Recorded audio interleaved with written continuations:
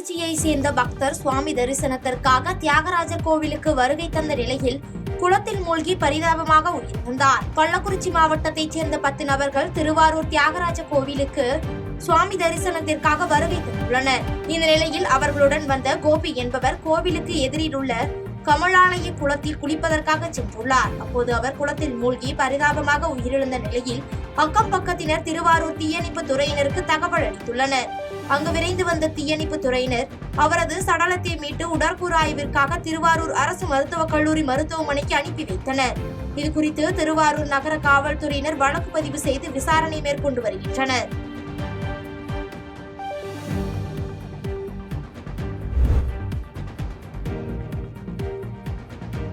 டேவிஸ்புரம் பகுதியில் போலீசார் வாகன சோதனையில் கடத்தப்பட்ட ரேஷன் அரிசியை பறிமுதல் செய்து தப்பியோடிய ஓட்டுநரை தீவிரமாக தேடி வருகின்றனர்.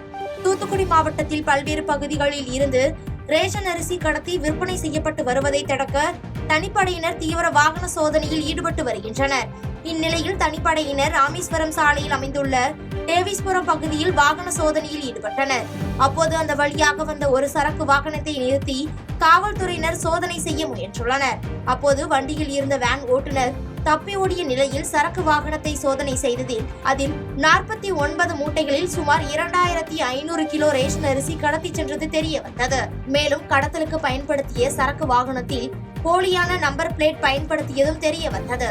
இதைத் தொடர்ந்து சரக்கு வாகனத்தை பறிமுதல் செய்து தனிப்படை காவல்துறையினர் தாளமுத்து நகர் காவல் நிலையத்தில் ஒப்படைத்து தப்பி ஓடிய ஓட்டுநரை தீவிரமாக தேடி வருகின்றனர்.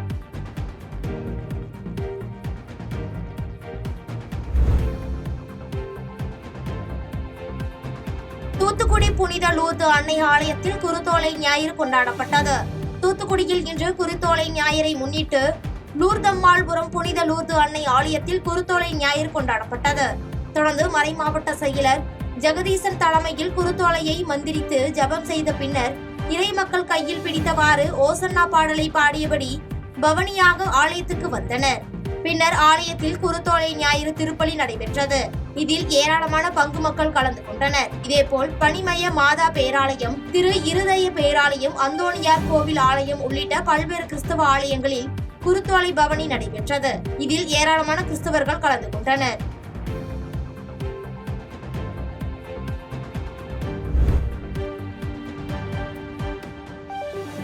காஞ்சிபுரத்தில் அமைந்துள்ள ஸ்ரீ அஷ்டபுஜ ஆதிகேசவ பெருமாள் கோவிலின் பிரம்மோற்சவ விழா இன்று அதிகாலை கொடியேற்றத்துடன் சிறப்பாக தொடங்கியது. முன்னதாக சிறப்பு மலர் அலங்காரத்தில் எம்பெருமான் கொடிமரம் அருகே எழுந்தருள சிறப்பு பூஜைகள் மேற்கொள்ளப்பட்டு கொடிப்பட்டம், நாதஸ்வரம், மேலதாளம் முழங்க இதைத் தொடர்ந்து சிறப்பு பூஜைகளுக்கு பின் பட்டாச்சாரியர்களால் பிரம்மோற்சவ விழா கொடியேற்றப்பட்டது. விழாவில் திரளான பக்தர்கள் கலந்து கொண்டு சுவாமி தரிசனம் செய்தனர்.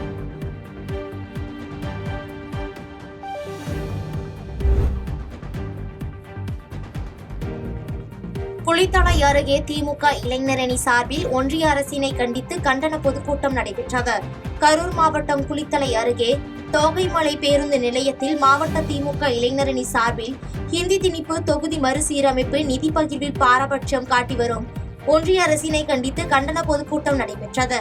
இதில் மின்சாரம், மதுவிலக்கு மற்றும் ஆயத்தீர்வுத்துறை அமைச்சர் செந்தில் பாலாஜி, மூத்த ஊடகவியாளர் செந்தில்வேல் ஆகியோர் கலந்து கொண்டு கண்டன சிறப்புரையாற்றினர். அப்பொழுது மேடையில் பேசிய அமைச்சர் செந்தில் பாலாஜி, தமிழ்நாட்டு ஏழை எளிய மக்களுக்காக பல்வேறு சிறப்பான திட்டங்களை திமுக அரசு கொண்டு வந்துள்ளதாகவும் வரும் 2026 சட்டமன்ற தேர்தலில் இளைஞர்கள் அதிகளவில் உழைத்து 200 இடங்களுக்கு மேல் திமுகவை வெற்றி பெற செய்து மீண்டும் தமிழ்நாடு முதலமைச்சர் மு.க. ஸ்டாலின் தலைமையில் ஆட்சி அமைக்க உறுதுணையாக நிற்க வேண்டும் என கேட்டுக்கொண்டார்.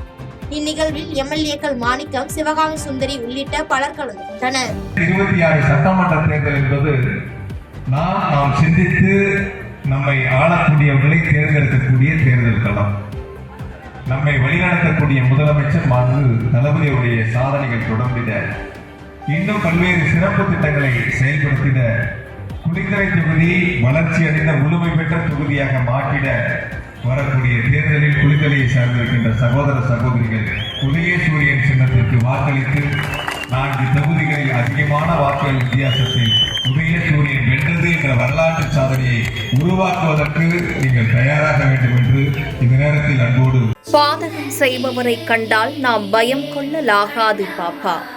மோதி மிதித்து விடு பாப்பா, அவர் முகத்தில் உமிழ்ந்து விடு பாப்பா. அண்மை செய்திகளை உடனுக்குடன் தெரிந்து கொள்ள இணைந்திருங்கள் எம் நாடு தொலைக்காட்சியுடன்.